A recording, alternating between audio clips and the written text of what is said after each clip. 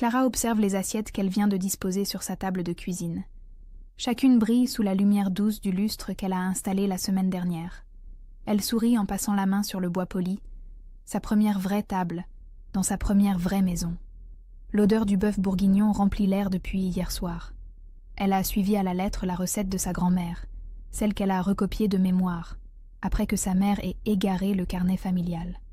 Le thym et le vin rouge se mélangent dans un parfum qui lui rappelle les rares moments de bonheur de son enfance. Ses mains tremblent légèrement en ajustant les verres. Thomas va enfin rencontrer sa famille. Et puis, il y a les fiançailles d'Émilie à célébrer. Clara veut que tout soit parfait dans cette maison de 47 mètres carrés qu'elle a payée au prix de 3 années sans vacances. Le carillon de l'entrée la fait sursauter. Sa mère entre sans attendre, renifle l'air et plisse le nez. Il y a une odeur bizarre ici. Clara sent son sourire se figer. Elle porte encore son tablier taché de sauce. « Bonjour maman, c'est le bourguignon, comme grand-mère le faisait. » Sa mère hausse les épaules et s'installe dans le salon. 20 minutes plus tard, Émilie débarque avec Julien et ses futurs beaux-parents. Tous impeccablement habillés, parfaitement coiffés. Clara réalise soudain à quel point elle paraît négligée à côté d'eux. « Alors, c'est ici que tu vis maintenant ?» demande Émilie en regardant autour d'elle. « C'est mignon. » Thomas arrive pendant qu'il s'installe. Clara le présente, le cœur battant d'espoir et de fierté. Il serre les mains avec politesse, complimente la décoration. Elle l'aime encore plus en cet instant. « À table !» annonce Clara en retirant son tablier. Elle s'apprête à s'asseoir quand sa mère lève la main. « Clara, tu mangeras après nous, tu sais bien. » Le silence tombe comme une chape de plomb. Clara reste debout, la cuillère de service suspendue dans l'air. Elle ne comprend pas. « Maman, c'est chez moi. » « Justement, ma chérie. En tant qu'hôtesse, tu sers tes invités d'abord. » Émilie glousse en échangeant un regard complice avec Julien. « De toute façon, Frangine, ce qui restera sera bien assez pour toi. » Les rires éclatent autour de la table. Les beaux-parents d'Émilie sourient avec indulgence. Thomas regarde Clara, stupéfait. Clara reste immobile, tenant toujours la cuillère. L'odeur de son plat mijoté pendant 8 heures lui donne maintenant la nausée. Elle comprend qu'ils ont planifié cette humiliation, dans sa propre maison, devant l'homme qu'elle aime. Quelque chose se brise en elle. Elle se dirige vers la poubelle avec une lenteur délibérée, prend le plat principal et le verse méthodiquement dedans. Le bœuf bourguignon s'écrase au fond avec un bruit sourd, puis les légumes glacés, puis la tarte aux pommes qu'elle a pétrie ce matin. Voilà, maintenant personne ne mange. Sa voix est d'un calme terrifiant. Elle ouvre la porte d'entrée et se tourne vers sa famille pétrifiée. Vous pouvez partir. Sa mère se lève, livide de rage. Tu n'oserais pas nous mettre dehors? Tu es devenue folle? Clara la regarde droit dans les yeux. Pour la première fois de sa vie, elle ne baisse pas le regard. Si, j'ose. Que va-t-il se passer maintenant que Clara a osé défier sa famille? Clara s'effondre contre la porte qu'elle vient de refermer. Ses jambes ne la portent plus. Le silence de la maison lui semble assourdissant après les éclats de voix de sa mère qui criait encore dans l'escalier. Ses mains tremblent de façon incontrôlable. Son cœur bat si fort qu'elle l'entend résonner dans ses tempes. C'est son corps qui évacue l'adrénaline du conflit, elle le sait. Mais comprendre n'aide pas à calmer cette sensation d'avoir sauté dans le vide. L'odeur du bourguignon gaspillé monte maintenant de la poubelle.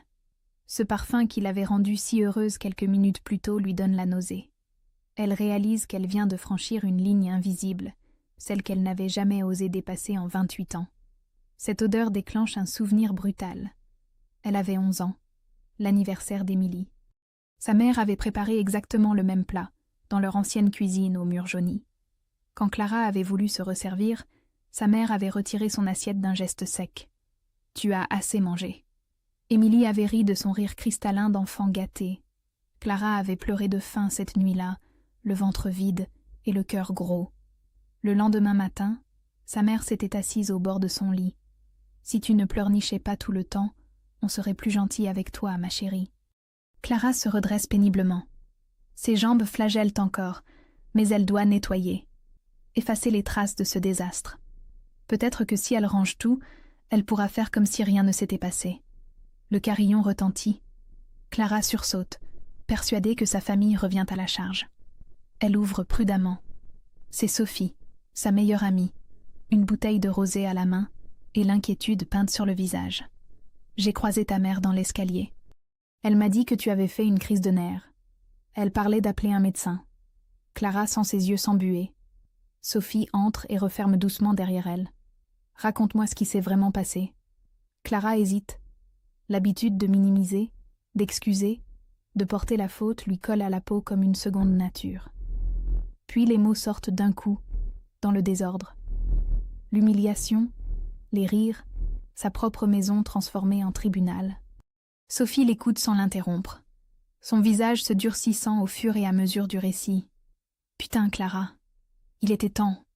Ces mots simples libèrent quelque chose en Clara. Pour la première fois, quelqu'un ne lui dit pas qu'elle exagère, qu'elle devrait comprendre, qu'elle devrait pardonner. Sophie la serre dans ses bras pendant qu'elle sanglote. Puis elle l'aide à nettoyer les débris de vaisselle que Clara n'avait même pas remarqués. Dans sa rage, elle avait dû casser quelque chose sans s'en rendre compte.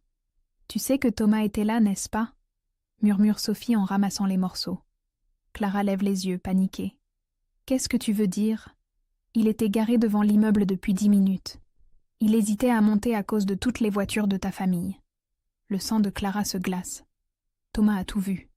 Il a assisté à son effondrement, à sa folie, à cette scène pathétique où elle a détruit un repas entier comme une enfant capricieuse. Elle se précipite à la fenêtre du salon. La voiture de Thomas est toujours là, moteur éteint. Elle distingue sa silhouette immobile au volant. Leurs regards se croisent à travers la vitre. Dans ses yeux, elle ne lit ni pitié ni jugement. Quelque chose d'autre. Quelque chose d'indéfinissable, qui ressemble à une reconnaissance troublante. Thomas sort de sa voiture et se dirige vers l'entrée de l'immeuble. Clara entend ses pas dans l'escalier, puis sa clé dans la serrure. Il entre sans un mot et commence méthodiquement à l'aider au nettoyage. Il ne pose aucune question, ne fait aucun commentaire. Il ramasse simplement les morceaux de sa vie brisée avec une précision qui la bouleverse. Quand tout est rangé, il se tourne vers elle et la regarde droit dans les yeux. Mes parents aussi me faisaient à manger en dernier. Jusqu'à mes 15 ans. Clara sent le sol se dérober sous ses pieds. Ils ne se sont pas rencontrés par hasard. Pourquoi Thomas ne lui a-t-il jamais parlé de son enfance ? Clara et Thomas passent la nuit assis côte à côte dans la cuisine silencieuse. Ni l'un ni l'autre n'a envie de dormir.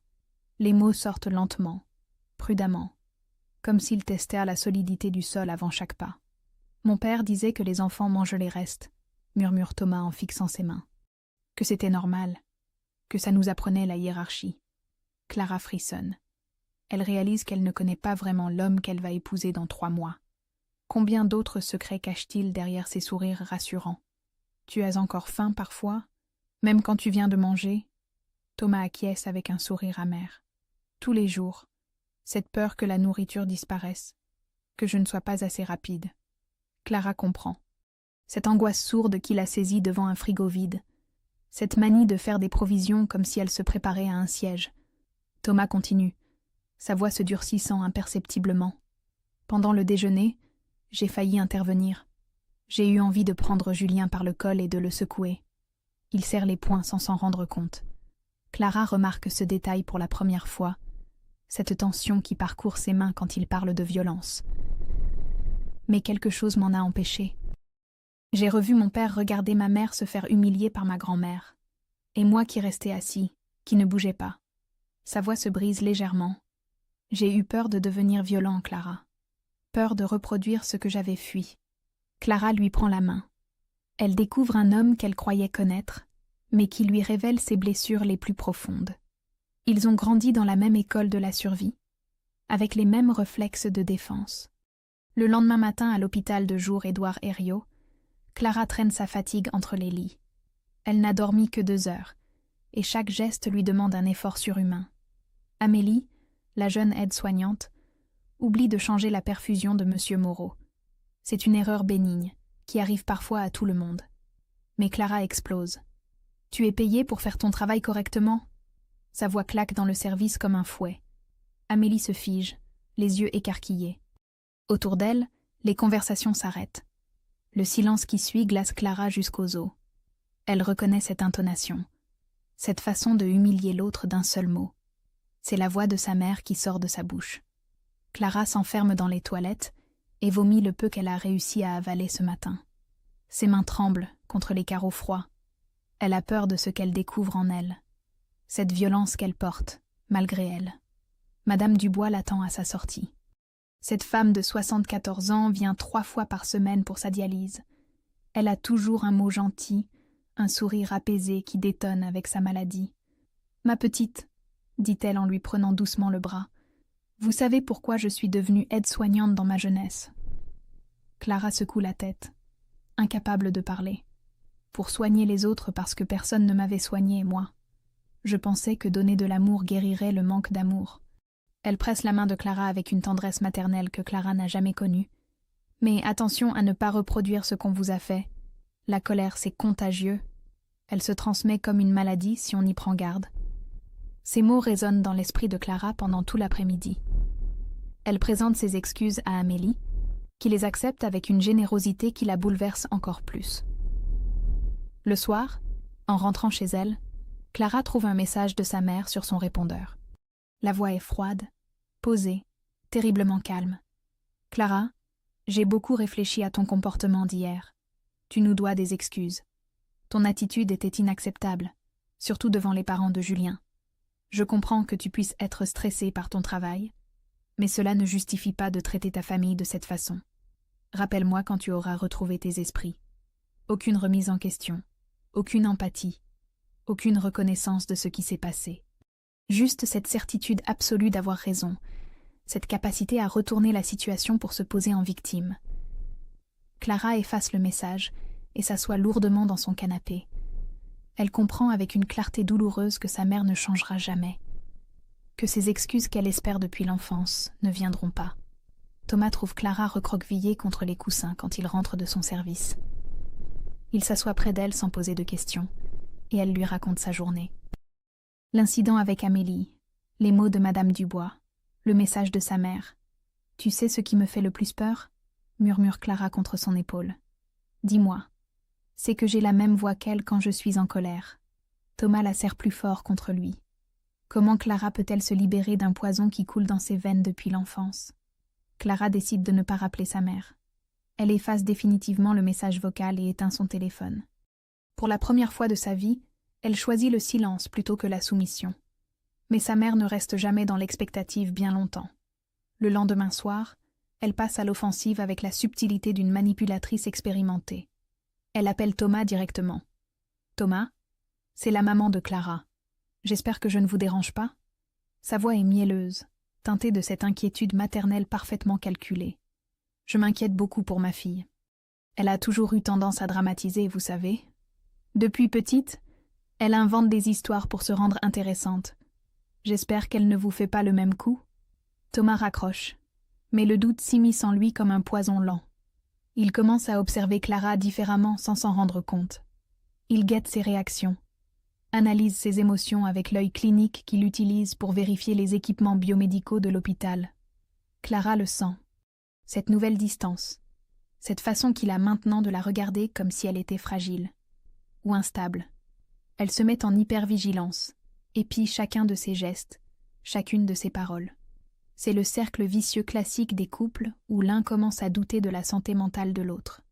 Plus Clara se surveille, plus elle paraît tendue. Plus elle paraît tendue, plus Thomas doute.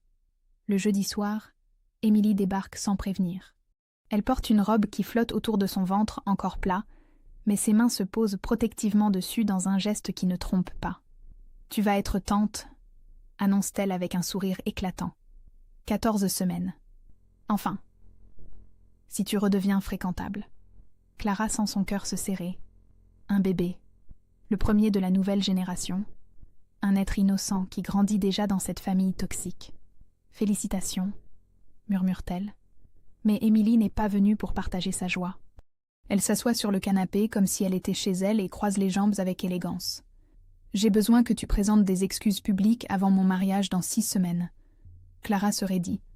Des excuses pourquoi? Tu as humilié Julien et ses parents. Ils se demandent dans quelle famille ils mettent les pieds. Ma belle-mère a même demandé si tu avais des problèmes psychiatriques. Chaque mot est choisi pour blesser. Émilie maîtrise cet art depuis l'enfance. Clara tente d'expliquer sa souffrance, de faire comprendre à sa sœur ce qu'elle a vécu. Mais Émilie retourne habilement chaque argument. Ta souffrance? Moi, j'ai souffert d'avoir une sœur qui gâchait tous nos repas avec ses caprices. Maman était obligée d'être ferme avec toi. Tu ne te rendais pas compte de l'ambiance que tu créais. Cette réécriture de l'histoire déstabilise Clara, plus que la violence brute. Émilie transforme chaque humiliation en leçon de vie, chaque cruauté en acte d'amour difficile. Tu étais une enfant compliquée, Clara. Maman a fait de son mieux avec les moyens qu'elle avait. Le lendemain matin, Dr Moreau convoque Clara dans son bureau. Son visage est grave, embarrassé. J'ai reçu un appel hier. De votre mère. Clara sent le sang quitter son visage. Elle s'inquiète pour vous. Elle dit que vous traversez une période difficile, que vous avez eu des comportements préoccupants récemment. Les mots sonnent comme une condamnation. Clara réalise l'ampleur de la guerre psychologique qui commence. Sa mère ne se contente plus de l'attaquer directement. Elle s'attaque maintenant à sa réputation, à sa crédibilité professionnelle. Docteur, je peux vous assurer que je ne remets pas en question vos compétences, Clara. Mais si vous ressentez le besoin d'aide, n'hésitez pas. L'hôpital a des ressources. Clara hoche la tête et sort du bureau, les jambes flageolantes. Elle croise Amélie dans le couloir, qui la regarde avec une compassion nouvelle. L'information a déjà circulé. Bientôt, tous ses collègues sauront que sa propre mère s'inquiète pour sa santé mentale. Le soir, Thomas rentre plus tard que d'habitude. Il prétend avoir eu une urgence au service biomédical, mais Clara sent qu'il l'évite, qu'il a besoin de temps pour réfléchir. Il dîne dans un silence pesant. Clara pousse la nourriture dans son assiette sans vraiment manger. Thomas mâche mécaniquement en regardant son téléphone. Finalement, il lève les yeux vers elle. « Ta mère m'a dit que tu avais déjà fait des épisodes avant. C'est vrai ?» La question tombe comme un coup près. Clara le regarde, incrédule. « Tu la crois ?» Thomas hésite une seconde de trop. « Non. Enfin, je ne sais plus, Clara. Tu es tellement intense parfois. » Cette hésitation détruit quelque chose en Clara. Quelque chose de précieux et de fragile qu'elle ne pourra plus jamais recoller. Elle comprend que le poison familial a déjà commencé à contaminer son couple. Thomas va-t-il choisir la version de sa mère plutôt que la sienne? Clara et Thomas vivent maintenant sous le même toit en évitant soigneusement de se parler. Thomas prend ses gardes de nuit quand Clara travaille de jour. Elle fait semblant de dormir quand il rentre au petit matin. La tension flotte dans l'air, comme une présence invisible qui empoisonne chaque geste du quotidien. Ils mangent séparément, laissant des assiettes sales dans l'évier, comme des messages muets de leur échec à communiquer. Clara découvre que vivre avec quelqu'un qui doute de votre santé mentale, c'est marcher sur des œufs en permanence. Le téléphone devient son ennemi. Un à un, les membres de la famille élargie prennent position dans cette guerre qu'elle n'a pas choisie. Sa tante Sylvie l'appelle un mardi matin, la voix chargée de reproches affectueux. « Tu sais, ma chérie, ta mère a ses défauts, mais elle t'a élevée seule après la mort de ton père. Elle a fait ce qu'elle pouvait avec les moyens qu'elle avait. Tu ne pourrais pas passer l'éponge? Pour la famille? » Même son cousin Marc, avec qui elle échangeait des blagues par message, arrête de lui répondre. Clara comprend que sa mère a méthodiquement contacté chaque membre de la famille pour présenter sa version des faits. Elle s'est transformée en mère éplorée, victime d'une fille ingrate et instable. Clara se retrouve progressivement isolée, comme si on l'effaçait peu à peu de l'arbre généalogique familial. C'est Madame Dubois qui lui suggère de consulter un psychologue. Elle discute après sa séance de dialyse, dans cette ambiance feutrée de l'hôpital de jour, où les confidences naissent facilement. « Ma petite, parfois on a besoin d'un regard extérieur pour démêler les fils. Quelqu'un qui ne connaît pas votre famille et peut voir clair. » Dr Martin reçoit Clara dans un cabinet paisible aux murs beige. C'est un homme d'une 60aine d'années, aux cheveux gris et aux yeux bienveillants. Il l'écoute raconter son histoire sans l'interrompre, sans juger. « Vous décrivez ce qu'on appelle un bouc émissaire familial, » dit-il quand elle termine. « Votre famille a désigné un coupable pour éviter de regarder ses propres dysfonctionnements. » Clara découvre qu'elle a un nom, une définition, que ce qu'elle vit n'existe pas seulement dans sa tête. « Je ne suis pas folle. Non, Clara. Vous êtes le symptôme d'un système malade. » Pour la première fois depuis des semaines, Clara respire librement. Elle n'est pas en train de devenir folle. Elle réagit normalement à une situation anormale. Madame Dubois devient sa confidente privilégiée. Pendant une séance de dialyse particulièrement difficile, la vieille dame lui prend la main. « J'ai coupé les ponts avec ma sœur il y a 30 ans. Elle me volait mes affaires et disait que je mentais quand je m'en plaignais. Ma mère prenait toujours sa défense. Ses yeux se voilent de tristesse. Je l'ai regretté chaque Noël, chaque anniversaire. Mais je n'ai jamais regretté d'avoir choisi ma paix plutôt que cette guerre permanente. » Le facteur glisse une enveloppe épaisse sous la porte de Clara. Papier crème, dorures élégantes, l'adresse calligraphiée à la main. Le faire-part du mariage d'Émilie. La photo du couple devant l'église Saint-Anisier de Lyon rayonne de bonheur parfait. Julien en costume sombre. Émilie resplendissante dans une robe de dentelle, qui cache subtilement son ventre qui s'arrondit. Clara retourne l'invitation. Au dos, écrit à la main dans l'écriture soignée d'Émilie, « Tu peux venir si tu présentes des excuses publiques à maman et à Julien. Sinon, reste chez toi. Tu as déjà fait assez de mal comme ça. » Clara froisse le carton, puis le défroisse et le relit. Les mots dansent devant ses yeux embués. Elle vient de comprendre qu'elle n'a jamais eu de sœur. Juste une complice déguisée qui a participé à son martyrologe depuis l'enfance. Elle s'assoit lourdement à sa table de cuisine et regarde cette invitation qui ressemble à un ultimatum. Clara va-t-elle humilier publiquement pour retrouver une famille qui l'a détruit? Clara annonce à Thomas qu'elle n'ira pas au mariage. Les mots sortent de sa bouche comme un aveu de défaite, mais elle les prononce avec une détermination qui la surprend elle-même. Thomas explose sans méchanceté, mais avec une incompréhension totale. « C'est ta sœur, bon sang. Dans 20 ans, tu le regretteras. » Il arpente la cuisine en gesticulant, ses cheveux en bataille. « Tu ne peux pas rater ça. C'est le mariage du siècle pour eux. Et ton premier neveu ou nièce... » « Ce n'est pas mon neveu, » coupe Clara d'une voix blanche. « C'est l'enfant d'Émilie et Julien. Moi, je ne suis qu'une invitée conditionnelle. » Thomas s'arrête net, la regarde comme si elle parlait une langue étrangère. « Tu dramatises encore. » Cette phrase fait l'effet d'une gifle. Clara réalise que Thomas a choisi son camp sans s'en rendre compte. Il préfère croire que le problème vient d'elle, plutôt que d'accepter la complexité de la situation. « Je vais dormir chez Marc, » annonce-t-il en prenant ses clés. La porte claque. Clara se retrouve seule avec sa décision, la plus difficile et la plus solitaire de sa vie. Le samedi du mariage arrive avec un ciel gris de novembre. Clara reste en pyjama, mange des céréales directement dans le paquet devant des rediffusions à la télévision. Elle ne jardine pas frénétiquement comme dans les films. Elle ne pleure pas non plus. Elle existe juste dans cette bulle étrange, où le temps semble suspendu. Son téléphone vibre par intermittence. Elle le vérifie compulsivement, espérant malgré tout un message d'Émilie qui ne viendra jamais. Un « J'aimerais que tu sois là » ou « Tu me manques ». Mais son écran reste désespérément silencieux. Vers 14h, les premières photos apparaissent sur Instagram. Émilie resplendissante dans sa robe de princesse, Julien ému aux larmes, la famille au grand complet devant l'église. Clara compte machinalement les visages. 87 personnes. Elle était la 88e.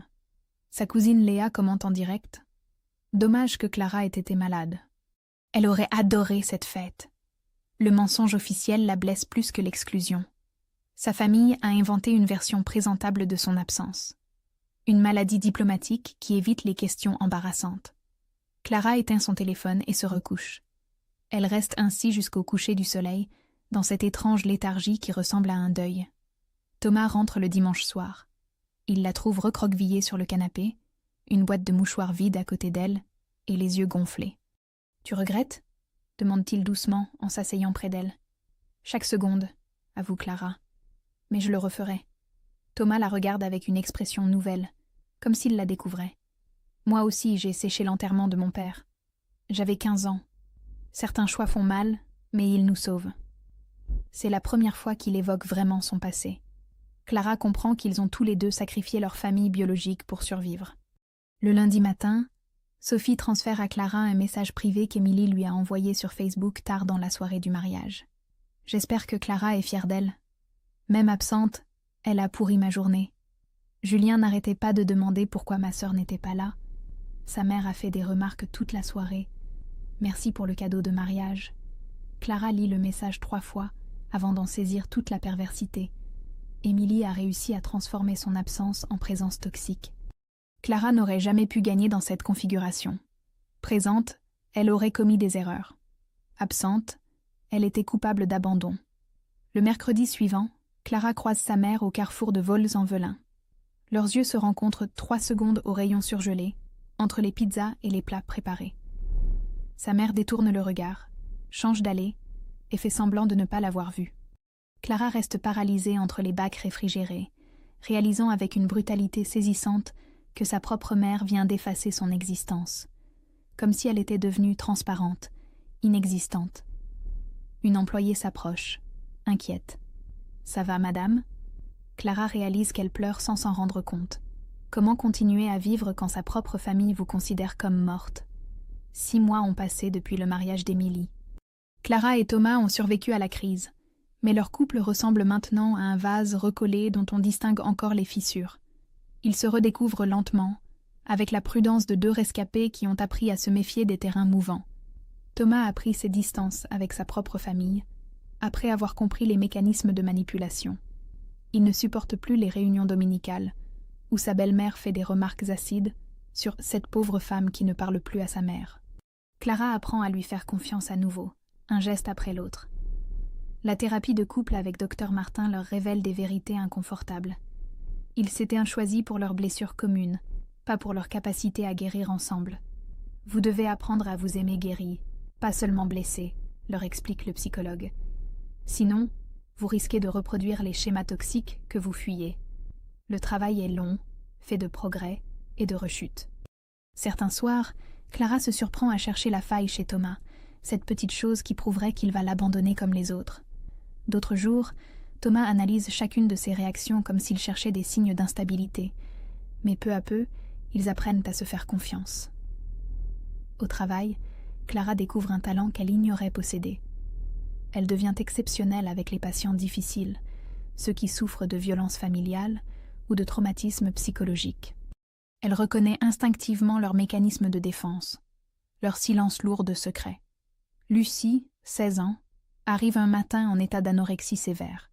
Elle refuse de manger depuis 1 semaine, fixe le plafond avec des yeux vides, pendant que sa mère explique au médecin qu'elle fait sa crise d'adolescente.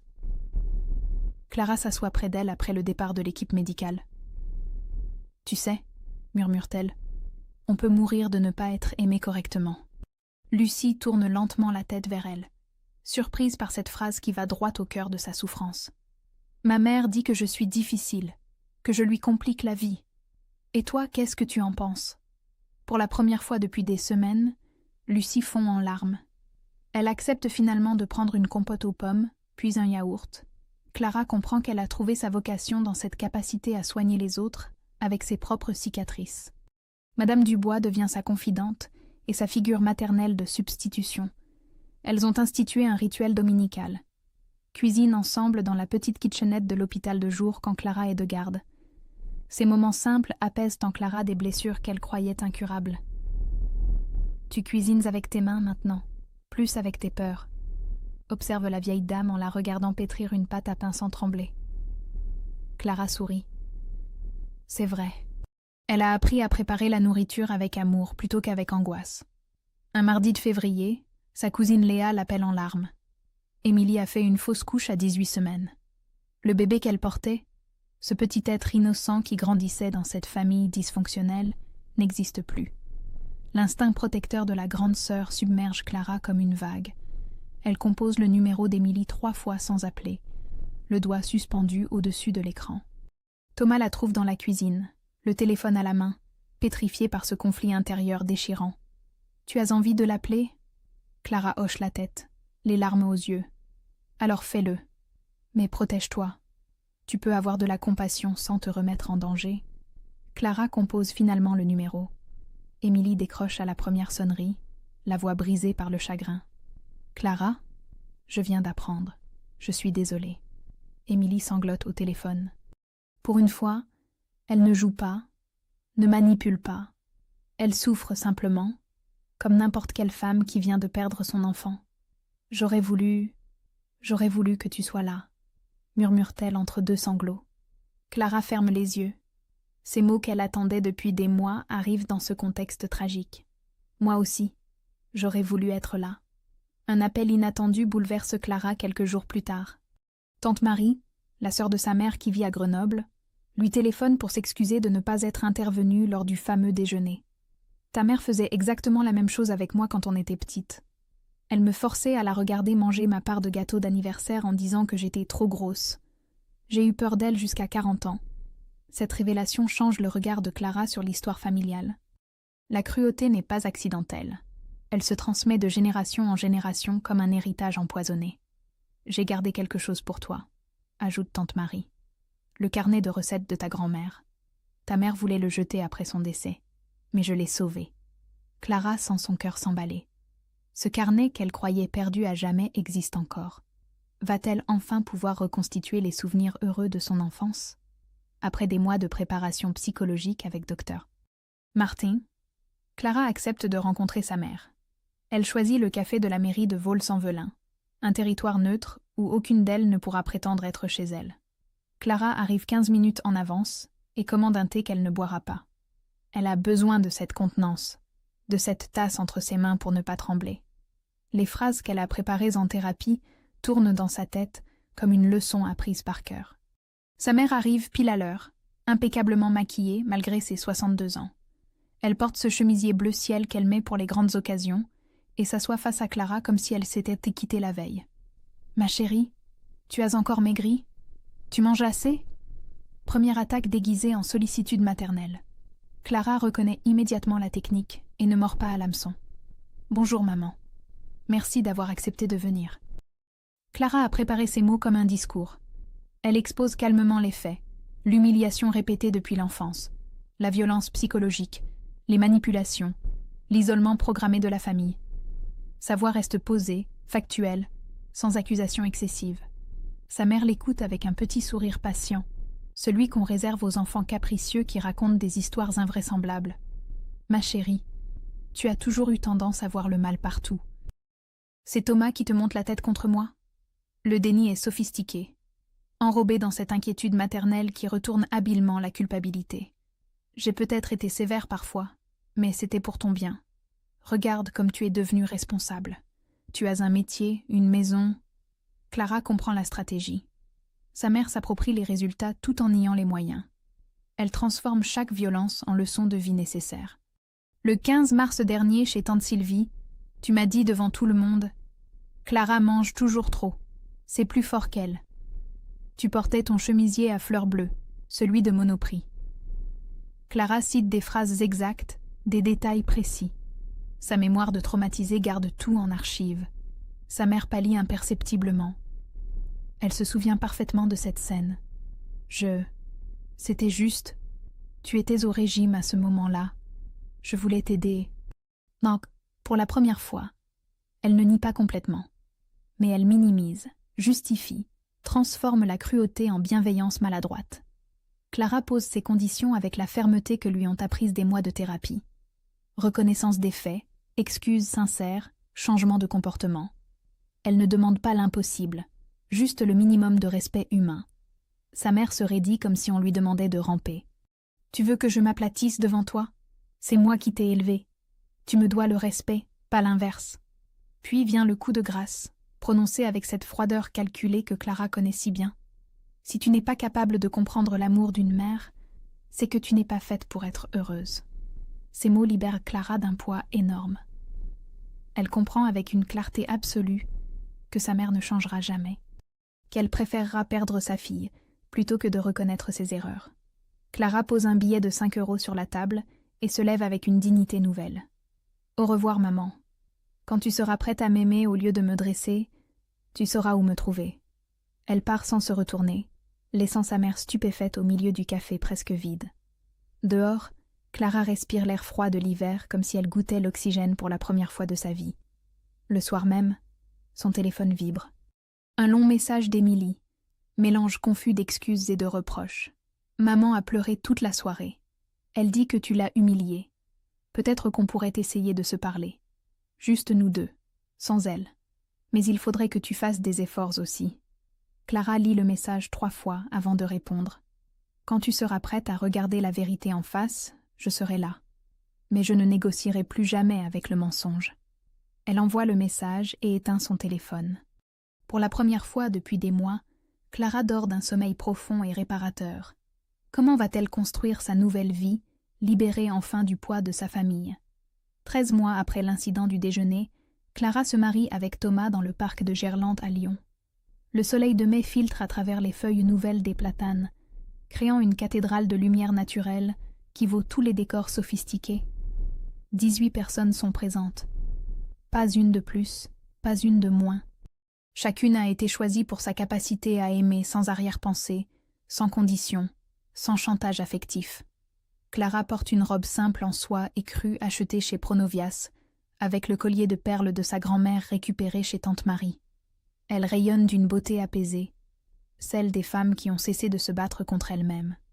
Sophie, témoin de Clara, essuie discrètement ses larmes derrière ses lunettes de soleil. Madame Dubois applaudit depuis son fauteuil roulant, émue aux larmes par ce bonheur qu'elle a vu naître dans la douleur. Quand vient le moment des vœux, Clara prend les mains de Thomas et le regarde droit dans les yeux. « Thomas, je ne te promets pas d'être parfaite. Je te promets d'être vraie. Je te promets de construire avec toi la famille que nous méritons, celle qu'on n'a pas eue. » Sa voix tremble légèrement sur la fin, chargée de toute l'émotion de ces mois de reconstruction. Thomas lui répond avec une simplicité qui bouleverse l'assemblée. « Clara, tu m'as appris qu'on peut choisir d'être heureux malgré d'où on vient. Je te promets de grandir avec toi, pas à travers toi. » Après la cérémonie, Clara annonce son projet le plus cher à ses invités. Elle va reprendre ses études à mi-temps pour devenir psychothérapeute, spécialisée dans les traumatismes familiaux. « Je veux que ma douleur serve à quelque chose de beau, » dit-elle simplement. Pendant la petite réception au restaurant, un coursier apporte un colis inattendu. À l'intérieur, le carnet de recettes de leur grand-mère, envoyé par Tante Marie avec un mot « Émilie m'a appelé hier. Elle m'a dit « Donnez-lui ça pour son mariage. Elle saura pourquoi. » Clara ouvre le carnet à la page du bœuf bourguignon. Une photo de leur grand-mère y est glissée, avec au dos, écrit de la main d'Émilie enfant « Pour ma grande sœur que j'aime. » Les larmes coulent librement sur les joues de Clara. Cette sœur qu'elle a perdue dans les manipulations familiales existe peut-être encore, quelque part sous les blessures et les conditionnements. Le soir, Clara et Thomas s'installent dans leur nouvelle maison qu'ils viennent d'acheter, un petit étroit avec une vraie cuisine dans le 7e arrondissement de Lyon. Ils ont déménagé la semaine dernière, loin de Vaux-en-Velin et de ses souvenirs douloureux. La table est dressée pour leurs amis choisis, Sophie et son nouveau compagnon, quelques collègues de l'hôpital, Tante Marie venue spécialement de Grenoble. Les conversations coulent naturellement, les rires sonnent justes, sans cette tension sous-jacente qui empoisonnait les repas familiaux. Clara regarde par la fenêtre. Une voiture ralentit devant chez elle, hésite, puis repart dans la nuit. Émilie, elle ne le saura jamais. Mais étrangement, cela ne l'attriste plus. Avant de se coucher, Clara écrit dans le carnet que Dr Martin lui a offert pour noter ses progrès. Jour 394. J'ai compris qu'on peut être orpheline de parents vivants et riche d'une famille choisie. La liberté, c'est de décider qui mérite une place à notre table. Elle ferme le carnet et rejoint Thomas, qui range la vaisselle du mariage en fredonnant une chanson de leur premier rendez-vous. Sur le frigo, la photo de leur grand-mère trône à côté de celle de Madame Dubois et de leur faire-part de mariage. Les ancêtres qu'on choisit valent tous les liens du sang. Clara sourit en éteignant la lumière. Demain commence le reste de sa vie, cette existence qu'elle va enfin pouvoir écrire elle-même, ligne après ligne, choix après choix. Elle a appris l'art le plus difficile qui soit, celui de se choisir soi-même. 2 ans plus tard, Clara reçoit son diplôme de psychothérapeute sous les applaudissements de Thomas, Sophie et Madame Dubois. Elle ouvre son cabinet dans le 7e arrondissement, spécialisé dans les traumatismes familiaux.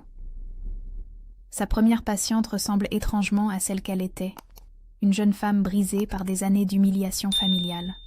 Clara lui tend la main avec la douceur que personne ne lui avait offerte.